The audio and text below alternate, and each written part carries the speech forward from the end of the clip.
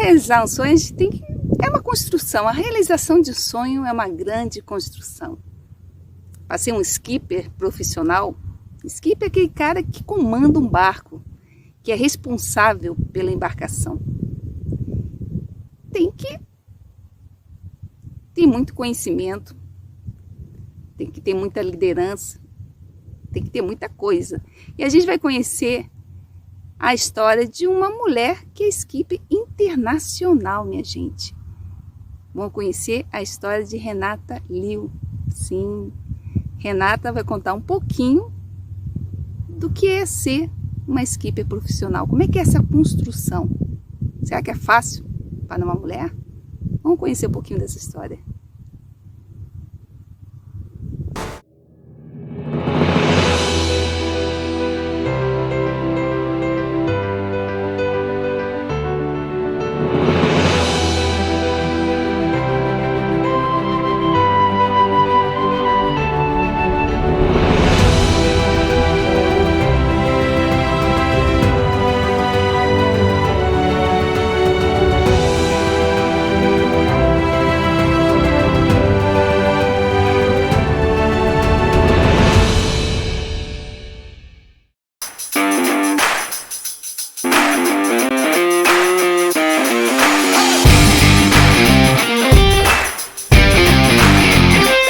Você não vai fazer o nó do seu jeito, do jeito do meu pai, do meu avô, do Guilherme. Eu vou fazer aquela amarração do jeito que o comandante do barco pediu.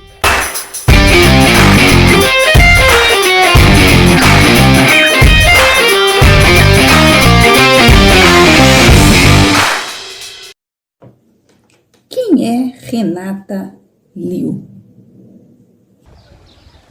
Eu sou a Renata Liu, vim aqui conversar com a Bel.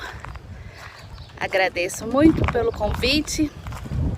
Eu moro agora em Cabedelo.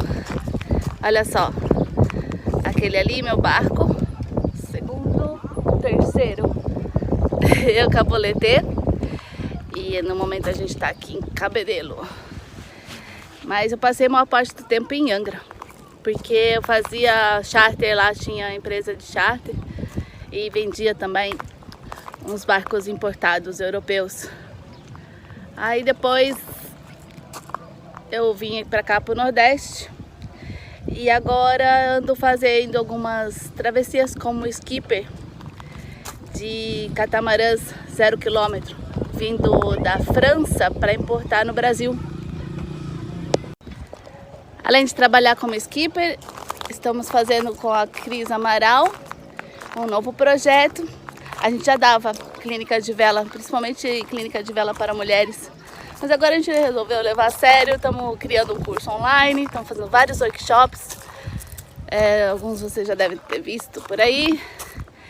E sigo navegando. Vou fazer mais uma travessia esse ano. E vai ser minha 5ª travessia do Atlântico, essa próxima. E vamos ver, eu acho que eu chego aí pro final do ano. Além de velejar e das aulas que eu tô dando com a Cris, que eu posso falar de mim sem os barcos? Eu sou tia de 2 meninas lindas. E também gosto muito de esportes, principalmente artes marciais. E eu gosto mesmo de praticar Kung Fu e Tai Chi Chuan. Para muitos, o mar vem de berço. Tu tem um pai que faz esporte ou trabalha, né, no mar de alguma forma. Eu não tive isso. Eu tive, para falar a verdade, eu tive o meu avô, que era cozinheiro no navio, só que eu não tive esse contato físico com ele, porque ele morreu quando eu era muito pequena, mas está no sangue, né? E você, como é que foi esse encontro com o mar? A minha mãe nasceu na Ilha Grande, meus avós, meu avô e minha avó moravam lá. Meu avô, Natalino, ele foi mestre da Lorete, do barco que fazia transporte. E aí ele tinha barco também. Ele fazia tanto carga quanto passageiro com os barcos pequenos. E a gente saía passear, pescar. E aí meu pai, quando casou com a minha mãe, também gostou muito dessa história de barcos e teve algumas lanchas. E nós tivemos a oportunidade de navegar com as lanchas tanto na Ilha Grande quanto em São Sebastião, na Ilha Bela. Mais tarde, os meus primos, que tinham veleiro, tanto o Luiz Antonino quanto o Guguta e o amigo deles, que ficou muito meu amigo também, Toninho, os três tinham veleiro. E aí foi com eles que eu fui apresentada a esse mundo da vela. No princípio eu não gostava muito não, porque a ideia era ir fazer churrasco em algum lugar e demorava muito tempo. Uma travessia no Marbi, que era um pomar 26 do Rio de Janeiro ao Abraão, era, sei lá, tantas horas que uma criança não ia gostar, né? Queria mais chegar nas férias logo no Abraão. Então, no princípio eu não gostava muito não. Mas como o Luiz e o Guguta, meus primos, eram sócios do ICAR, a gente frequentava algumas vezes o clube. E acabou que eu fiquei sócia do clube também. E fiquei vivendo essa vida dos veleiros no clube. Mais tarde, quando o Guilherme veio trabalhar no Brasil, que eu conheci o barco dele e de um outro argentino, é que eu me dei conta que os veleiros de cruzeiro eram totalmente diferentes dos veleiros que eu conhecia no clube. E aí que me começou... Eu acho que eu sempre quis morar a bordo, porque eu me lembro de eu e minha irmã fazendo lista do nome do nosso veleiro, sabe? Acho que a gente tem essa lista até hoje em algum lugar. Mas eu não sei exatamente quando foi que eu percebi que ia realmente morar num barco. E o resto foi acontecendo devagar. Mas não, os meus pais não eram da vela, então eu não participei de escolinha de vela e eu não naveguei Optimist nem laser. Eu fui experimentar um laser muitos anos depois de já ter alguma prática nos veleiros de oceano. E a parte de cruzeiro mesmo, eu só fui vivenciar mais tarde, já morando com o Guilherme a bordo. A minha vida assim nos veleiros antes dele era mesmo de vez em quando para um passeio ou de vez em quando para uma regata, principalmente quando era um ela e alguém precisava de um ela. Então eu comecei primeiro sendo tripulante faz tudo, jaque e secretaria nos barcos de regata. Então foi mais ou menos assim. E estar no momento certo, na hora certa, faz diferença. Quando foi a oportunidade a primeira vez, né? A primeira vez a gente nunca esquece. Mas qual foi a primeira vez, a primeira oportunidade, mas para o trabalho de skipper profissional? Bem, foi assim, um dia o Guilherme tinha um charter com o barco dele, agendado, e aí deu overbooking de skipper, e aí ele me ofereceu, né, a oportunidade de eu sair com o barco dele, sozinha, com os clientes, e foram aí 7 dias, se não me engano, onde eu fiz o meu primeiro charter como skipper sozinha, no veleiro do Guilherme. Responsabilidade, confiança, conhecimento, autoridade, empatia, sensibilidade, liderança, sinceridade, inteligência emocional, paixão, motivação, ouvidos, atitude, disciplina, experiências e resiliência. A profissão de skipper é arriscada e perigosa, né? Não é férias, né? Como muita gente pensa. Qual o seu perfil? Quem é a Renata Skipper? Bom, o meu estilo... Bom, eu aqui pensando, eu acho que o meu estilo é muito de cuidadora da tripulação e dos clientes de charter. Eu tenho esse carinho especial pela minha tripulação e sinto como se fossem da família, e por isso, para a vontade que eu tenho de que eles estejam felizes e cuidar e fazer as comidas e programar os exercícios físicos, quero que eles estejam bem, que eles aproveitem para conhecer essa nossa vida nos barcos, nos veleiros, navegando. Então eu acho que eu tenho essa característica meio de professora, mãe, e tratar as pessoas com muito carinho, sabe? Por isso mesmo, eu acho que eu sou um pouco mandona, um pouco ranzinza e fico dando bronca. E isso é meio estranho, porque algumas pessoas podem confundir isso com microgerenciamento. Mas não é por mal, não, é porque realmente eu gosto de tratar a minha tripulação como família. E é assim que algumas coisas são feitas, porque eu não quero que eles se machuquem, não quero que fiquem felizes, que fiquem satisfeitos com a experiência. Então eu acabo sendo um pouco chata nesse caso. Você sonhou em ser skipper? Como é que foi a sua construção? Como é que foi construir Renata um skipper profissional? Não, Bel, não foi um sonho, não. Na verdade, eu nem esperava que isso acontecesse. Foi realmente sendo construído ao acaso. Eu acho que o mais importante foi a experiência que eu tive em manutenção com os barcos de charter da Sail About e manutenção também de pós-venda. Isso me deu uma grande base para ser uma profissional que tem condições de passar tanto tempo levando um barco, né? Porque qualquer coisa pode acontecer e você tem que estar preparado, né? Ser safo para consertar o barco se precisar. Então acho que foi sem querer mesmo, não foi planejado, sabe? Não era isso que eu pensava, não. Meu sonho era navegar com o meu barco. Navegar com o marido, olha só que grande saia justa, será?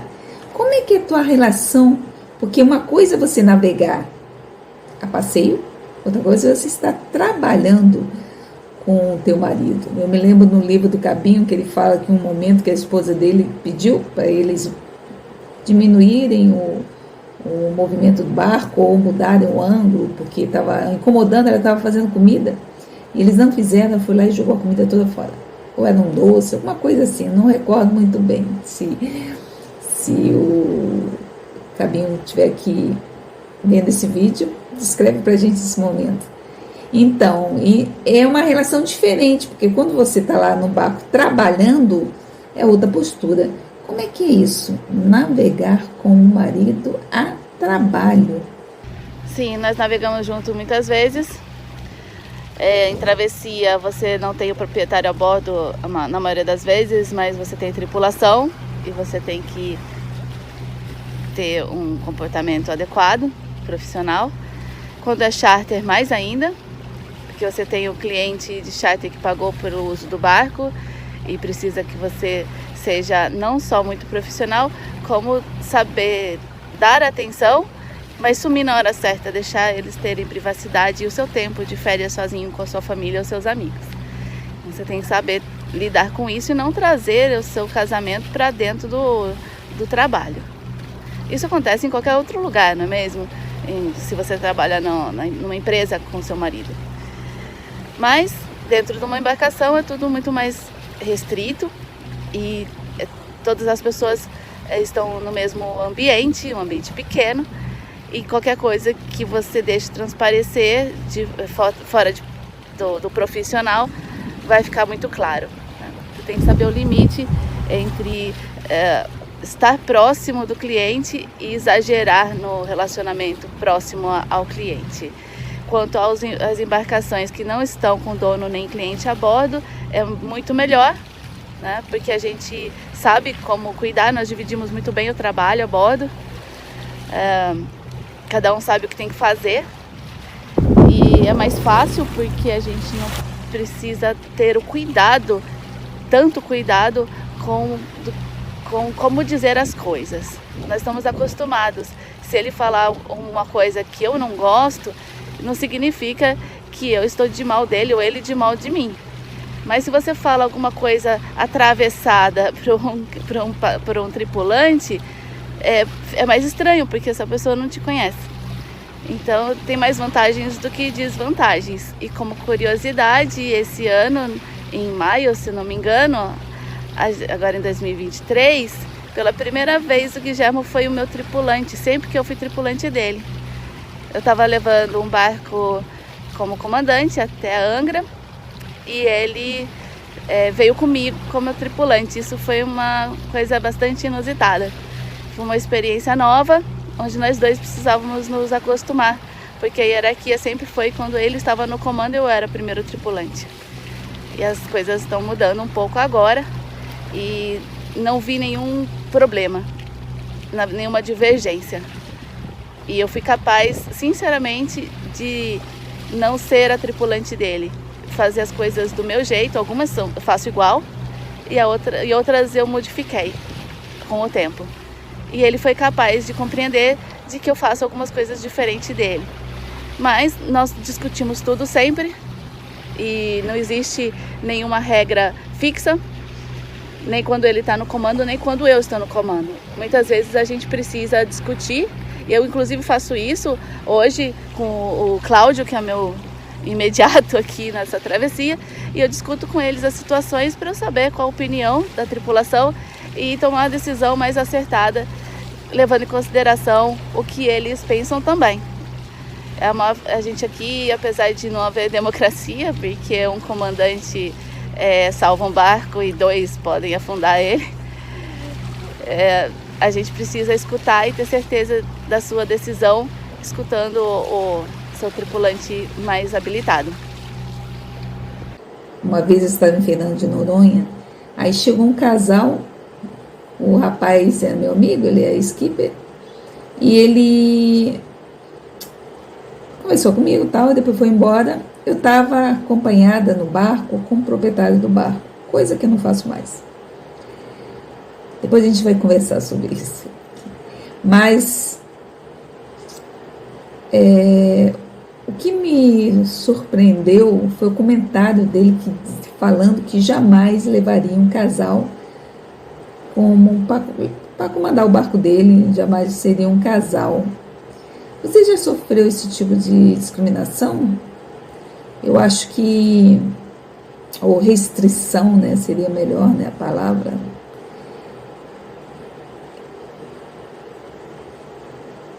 Eu senti que foi como se fosse assim, ciúmes de estarem usando o barco dele. Então ele está vendo assim com um olhar que é como se fosse a profissão skipper fosse umas férias, né? Quando na verdade não é. Né? Eu posso até entender o lado dele. Se o casal não for muito profissional, pode parecer realmente em algumas situações um uso excessivo do barco. No caso de um casal que é contratado para uma navegação, as vantagens são 2 pessoas trabalhando, mais segurança, às vezes o seguro que pede que sejam 2 habilitados, e mais uma coisa muito importante: a gente vai cuidar do barco da pessoa como fosse nosso. Então não tive esse problema. Todas as vezes que eu fui contratada para sair com o Guilhermo num barco foi para ajudar mesmo, para trabalhar, e era necessário que fossem 2 pessoas. E como nós somos muito profissionais, mas muito mesmo, os barcos que são novos, que é a maior parte dos nossos trabalhos, são trazidos da Europa ao Brasil com plastificados, com proteção em todos os lugares e o mínimo uso possível das instalações e equipamentos. Se for necessário, a gente nem usa alguns equipamentos de conforto do barco, para que ele chegue no Brasil sem uso e o proprietário não sinta que você está de férias no barco dele. Que pode ser que, por nós gostarmos muito do que estamos fazendo, pode parecer que a gente esteja curtindo tanto como se fosse férias, mas não é. É só que a gente gosta do que faz e faz com prazer.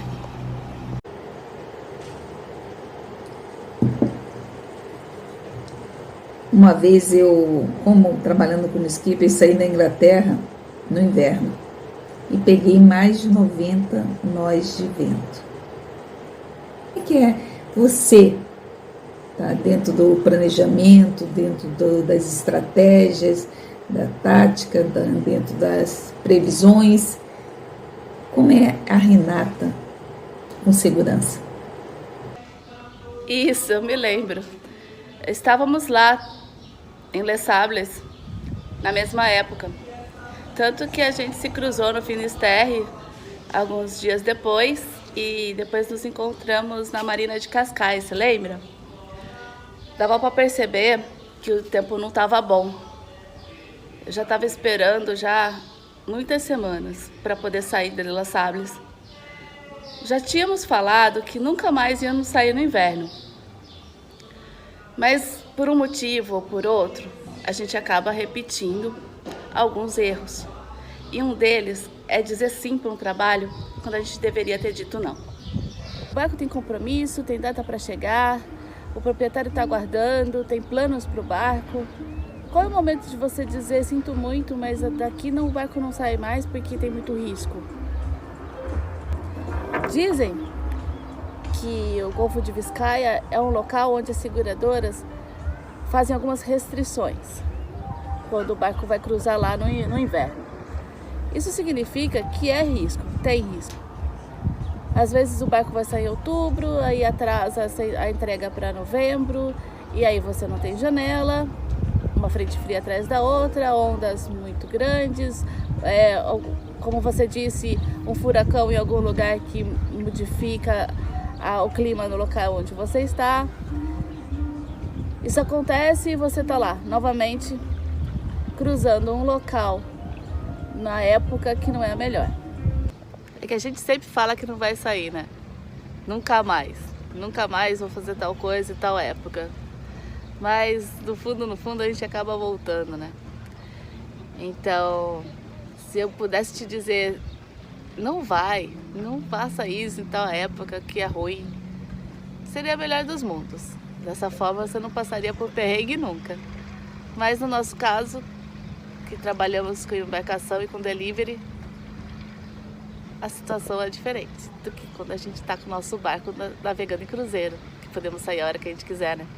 Talvez a única solução, nesse caso, seria conversar muito bem com o armador ou seu contratante, de forma que fique bem claro de quem é a responsabilidade caso você tenha que sair devido ao compromisso do barco ou ao prazo que ele tenha que chegar no destino. E por aquele motivo, saindo no momento não ideal, haja qualquer tipo de dano no barco e de quem vai ser a responsabilidade. Eu tento ensinar, tento criar padrões, tento criar rotinas para que a gente tenha certos protocolos mais treinados para evitar acidentes, para a gente navegar melhor, para a gente usar melhor os nossos recursos e também para que não haja conflitos. Dessa forma, foi o que eu encontrei para que o tripulante evolua mais rápido do que eu. Ninguém hoje, nos dias de hoje, vai esperar todo o tempo que eu esperei. Antigamente era assim, a gente tinha que ser aprendiz, sabe? Como se fosse artesão, que só quando o mestre morresse que você ganharia o título de artesão da vila. Então, antigamente era assim, antigamente há pouco tempo. Agora, isso tem que mudar. Então, eu com a Cris Amaral, percebendo dessa necessidade com os nossos tripulantes, de que eles precisam, de verdade, fazer alguma coisa para aprender e ter experiências mais rápido, imediata e não esperar 20 anos. Bom, então a gente resolveu fazer cursos online e também clínicas práticas para transformar as pessoas em bons tripulantes. É aquele que é safo, aquele que não vai perguntar quando a ordem for dada. Sabe exatamente onde está o equipamento, o cabo e a manobra. Não precisa explicar, basta dar a ordem.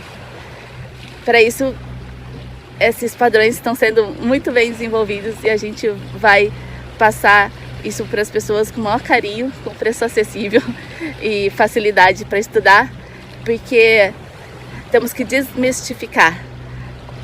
A vela não é tão difícil assim. Não é algo que só os grandes mestres sabem.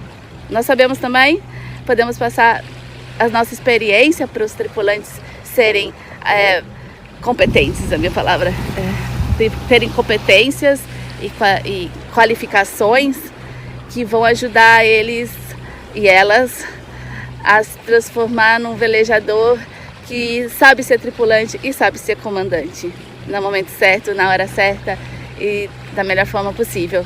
Tripulação é muito importante. Tripulação não é cliente de charter. Quem está passando pela experiência de acompanhar uma travessia está trabalhando e às vezes está pagando sua parte no rachuncho para poder participar dessa experiência e acelerar o processo de formação e conhecimento.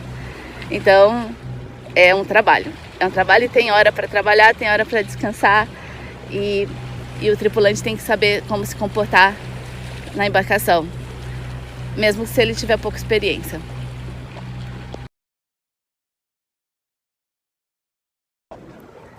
Eu aconselho que aproveite a internet e os dias modernos para mandar mensagem para os velejadores e se oferecer como tripulante, sabe? Para uma pequena travessia, para uma regata, ou até mesmo para ir ajudar no fim de semana a fazer alguma coisa no barco. É isso que eu aconselho. É ali que a gente aprende. Limpando o porão, o motor, lavando o deck, ajudando a arrumar alguma coisa que está quebrada, ajudar na travessia, participar da regata. É assim que eu acho que as pessoas poderiam começar. Mesmo se conseguir pagar um charter desses de travessia, né, de cabine, também é uma ótima experiência e acelera muito o processo, que é realmente complicado. Agradeço muito por ter me convidado para participar do programa e desejo muito sucesso. Se alguém quiser participar das nossas travessias e das clínicas, a Bel vai colocar aqui embaixo o nosso contato.